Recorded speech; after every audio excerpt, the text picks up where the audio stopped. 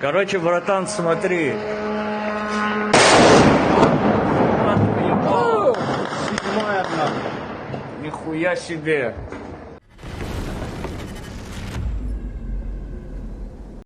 Короче, братан, смотри. Overnight, drones launched by Ukraine reportedly struck energy infrastructure in the occupied part of Donetsk Oblast, triggering several explosions and widespread power outages across multiple settlements, including Donetsk and Makiivka. Local sources describe sudden blackouts, flickering lights, and the sound of drones overhead just before the power went out. In parallel, air raid alerts sounded in Anapa, Russia, where air defense systems reportedly became active, hinting at either counter-drone operations or a potential retaliatory strike, though details remain unconfirmed. The Donetsk outage could represent a serious escalation, potentially affecting hundreds of thousands of residents in occupied areas and further degrading both civilian life and Russian military rear logistics. The situation remains fluid as emergency and energy workers reportedly begin assessments and possible repairs when security permits. Короче, братан, смотри. Седьмая, нахуй. Нихуя себе. During the night of November 30th, drones attacked the Slavyansk oil refinery in Russia's Krasnodar Krai, reports Astra. The operational headquarters of Krasnodar Krai stated that in Slavyansk on Kuban, as a result of the drone attack on the territory of the Slavyansk oil refinery, a gas pipe was damaged. In the Rostov region, Governor Yuri Slyusar reported, as a result of a drone attack, a fire broke out at one of the industrial facilities in Novoshakhtinsk. A fire covered an area of 50 square meters and was extinguished. According to him, 16 drones were allegedly destroyed and intercepted over the region. A Fipsky oil refinery, an aircraft repair plant, and a marine oil terminal on Russian territory. On the night of November 28th, the defense forces hit an oil refinery in Russia's Saratov region, a UAV storage site at the Saki airfield, and other facilities of the Russians. And during the night of November 27th, in Novokuybishevsk, Samara region of Russia, a series of explosions occurred. The city was attacked by unknown drones. The target of the attack was an oil refinery. On November 25th, Ukrainian drones and missiles hit a number of strategic enterprises and enemy targets in Russia. Aircraft and oil refineries came under attack. Охуеть, вот это, блядь, да. In the Pokrovsk direction, Russian forces failed to conceal a howitzer. A drone from Ukraine's 55th Artillery Brigade spotted and immediately destroyed the target. Ukrainian forces continue to push back Russian troops in Pokrovsk, clearing the city center, including the areas around the railway station, the Pedagogical College, and Soborny Square. Small assault groups guided by reconnaissance drones are retaking streets from occupying units and preventing Russia from establishing stable footholds. The Russian army has to rely on modified civilian vehicles purchased with soldiers' own money because military trucks are in such short supply. According to a Russian soldier war blogger, units have to wait between 5 to 12 months to receive trucks. Probably as a result of heavy losses due to Ukrainian attacks and a slowdown of production at Russian manufacturers, trucks are now scarce in the Russian army. Light vehicles and motorcycles are not supplied by the army, forcing soldiers to buy them themselves. Vault number 8 comments, "It wasn't until mid-2024 that the regiment finally received a few Chinese buggies out of the 1,500 sent to the special military operation."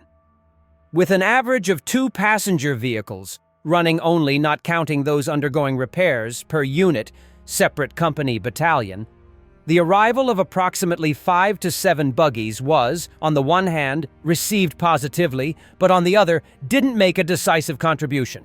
Well, how else can one comment on this when, for example, a tank battalion has 1 civilian Bukanka and 1 running Niva, the other undergoing repairs, and 1 Chinese buggy arrives?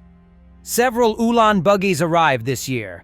They are in use but in the near and middle rear areas. The waiting list for regular trucks is, in some positions, 10 to 12 months, while in most cases it's 5 to 6. But after 3.5 years of military service, passenger cars still haven't been added to the standard inventory of motorized rifle units.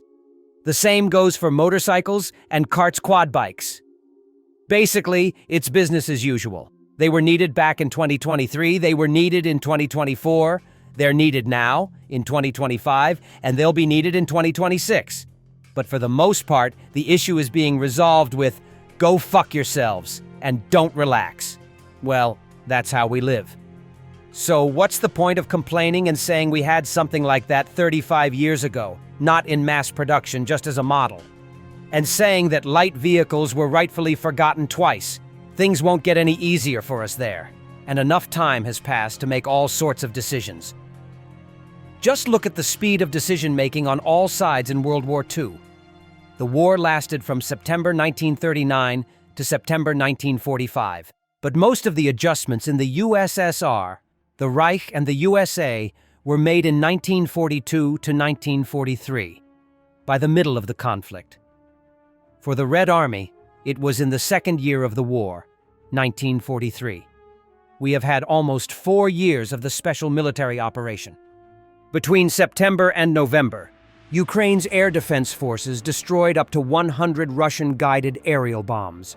New countermeasures and weapons are being tested to reduce the effectiveness of Russia's air-dropped precision munitions. Russian forces attacked Ukraine overnight with Iskander-M ballistic missiles and various types of strike drones. Most of the enemy targets were destroyed by air defense units, according to the Telegram channel of the Air Force of the Armed Forces of Ukraine. During the night of November 30th, the enemy launched 2 Iskander-M ballistic missiles from the temporarily occupied territory of the Autonomous Republic of Crimea and 122 strike UAVs of the Shahed, Herbra types and drones of other types, the Air Force stated.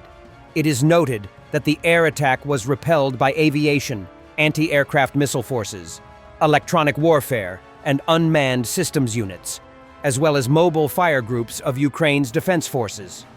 According to preliminary data, as of 9 a.m., air defense shot down or suppressed 104 enemy drones of the Shahed, Herbera, and other types over the northern, southern, and eastern regions. There were also confirmed impacts from ballistic missiles and 18 strike drones at 13 locations, as well as debris from downed targets falling in 2 locations. Ballistic missiles and more than 100 drones. How air defense responded to enemy targets. As a reminder, on the night of November 30th, Russian forces struck the residential and industrial sectors of the city of Vyshhorod in the Kyiv region. The attack resulted in destroyed buildings, fires, and injuries. According to the State Emergency Service, the strike caused a fire and partial destruction in a multi-story building. Flames engulfed apartments from the 1st to the 6th floor of a 9-story residential building. In addition, fires and damage to private houses were recorded, as well as damage to parked cars. Firefighting efforts continue at one of the industrial facilities. Thanks for watching, and don't forget to subscribe.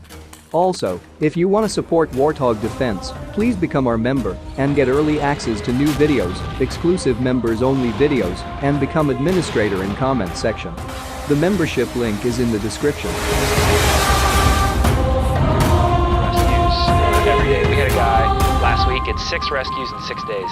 You know, he's doing the job every day.